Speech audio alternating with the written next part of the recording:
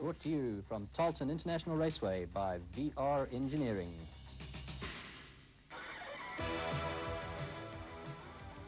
We're at Tarlton International Raceway, the home of drag racing. Here's Mick van Rensburg to explain just why drag racing is so popular. Drag racing, I mean, you see drag racing in the streets every day of your life. People racing from traffic light to traffic light. I mean, you've seen it in South Africa. There's two lanes, and then the one man stands on the left and the other one comes and sits, parks right next to him, and he wants to have a dice to the next traffic light. Now, drag racing, that's how drag racing started in America, and people just started going for bigger and faster cars, more power, more tires, different clutches. And in the 30 or 35 years that drag racing has been on now, they eventually decided, well, that's not quick enough, so they start putting in jet engines in their cars. Apart from jet engines, they put rocket engines in their cars. Although they've banned rocket engines in America now, they've also limited the speeds on jet cars to 300 miles an hour, which is something like 480 k's an hour, because they reckon it's unsafe. I mean, you know that they've had trucks in America with 3 jet engines mounted on top of it, and you can imagine that tires can't run up to 300 miles an hour, almost 3 tires, even special tires. They're loaded to getting too excessive. And in America, of course, with the insurance companies, you don't get, people just don't want to insure a venue if it's unsafe. People don't like to do it anymore. But to come back, yeah, it's nice to have a jet car in the engine, something like about 6 to 10,000 horsepower. It's nice to be in charge of it. When you start it up, you can feel it. It's nice. Motorcycles have always had a certain attraction, and here's Wynand Strydom showing just why the two-wheel brigade is so popular at Tarlton. Wynand's doing a little burnout to warm up that fat rear tyre prior to his run. Look how he lays down across that machine. This top fueler is a supercharged machine, runs on nitromethane, produces enormous amounts of horsepower. Look at Wynand struggling to keep that bike upright and on course as he comes through. It should be about an 8.2 second run, and indeed 8.191 seconds, 267.83 kilometers per hour. Let's have a look at the other two-wheeled action. In the special bikes, Johan Nel is favourite on his Suzuki against Niels Rademeyer on the Chev V8 engine special. A quick burnout there, and let's watch this action. An inch forward, and Johan Nel dumps on the line, giving an easy win there to Niels Rademeyer, who coasts through to take a relatively slow time, some 12 odd seconds, and 200.41 kilometers per hour.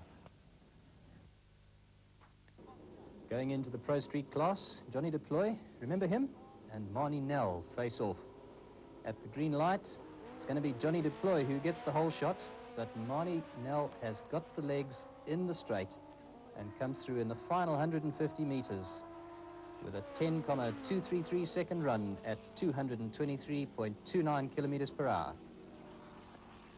Moving into four wheels, Nico van Rensburg, son of Big Daddy Mick, is in the Pontiac, up against Barry Nell in his Chevy SS, the A-stock class of the super street cars, based on standard production cars with limited modifications. Nico is no respecter of age, and just watch him go. He's going to come through those traps in about 13 seconds. Look at that, 13.991 seconds, 157.23 kilometers per hour. Next up, we'll see Big Harry Arangis in the B-altered Chevelle. For cars with production bodies specially altered for drag racing, this class permits almost anything, as can be seen by the huge inlet stacks and the braking parachute on Harry's car. Harry's one of the men behind drag racing in South Africa, and just is not content to rest on his laurels. Watch him burn his way down that track to record a 10.067 second, 222.25 kilometer an hour run. The classes in altered racing are determined by the vehicle mass to engine displacement ratio. Sounds terribly complicated, but it's very tightly controlled. Here's Andy Makuris in his B-altered Camaro showing just how it's done. They move up to the staging position, and let's see Andy get his pedal to the metal. Chris Martin is the driver of the little yellow Escort we saw, and he's the man that Andy's going to be running for.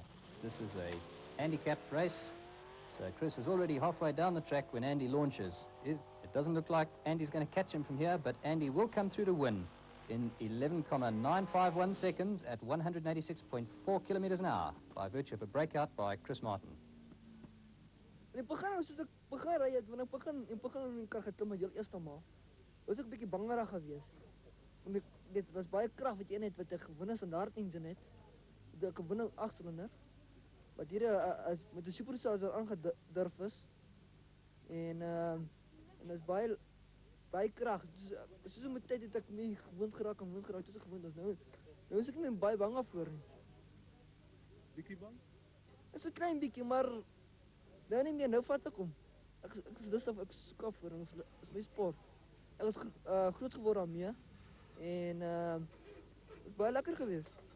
Nico's got the edge on Michael at the moment. He's the younger one of the two. Michael is slowly coming up, and I think once we get Michael sorted out, he'll give Nico a good run for his money. Like, I think you'll see that today. Might just happen today.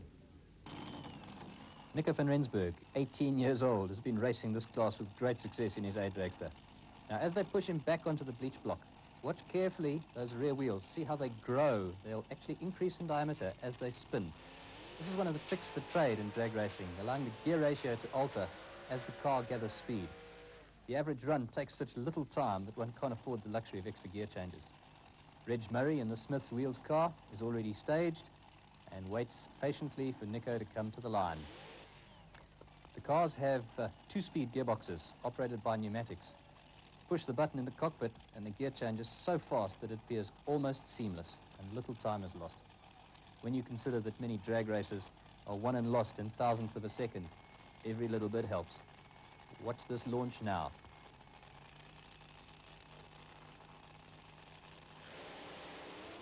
Reg seemed to have the jump on him as the lights turned, but Nico has just got pedal to the metal and away he'll go. Look at that speed, 7.383 seconds, 299.37 kilometers an hour. That's only a fraction of a second off the 300 kilometer an hour mark. Now let's see Reg Murray coming up against Michael van Rensburg, Nico's older brother. Watch carefully and you'll see how the cars inch forward to the staging lights. They're playing a psychological game with each other. And this is all done under the watchful eye of Big Daddy Mick in the background. They're going to ease up to the line now. This is a major part of this competition, and it involves trying to psych out the other driver. A game of nerves. It really is.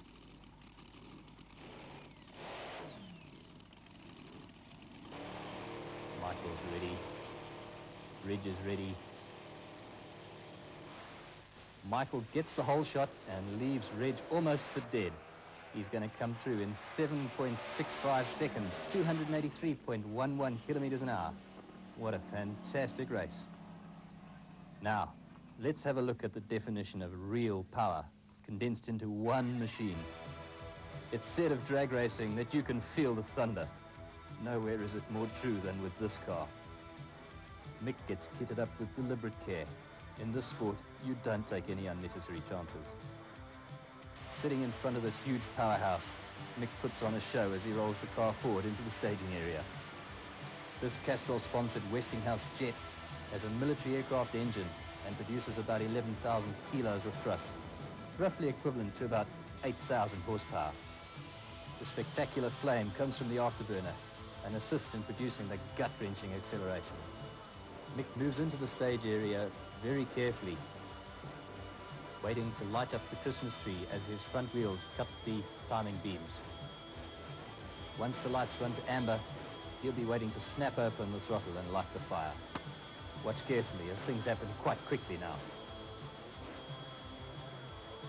Accelerating to 100 kilometers an hour in less than a second, this car is just one blur of speed.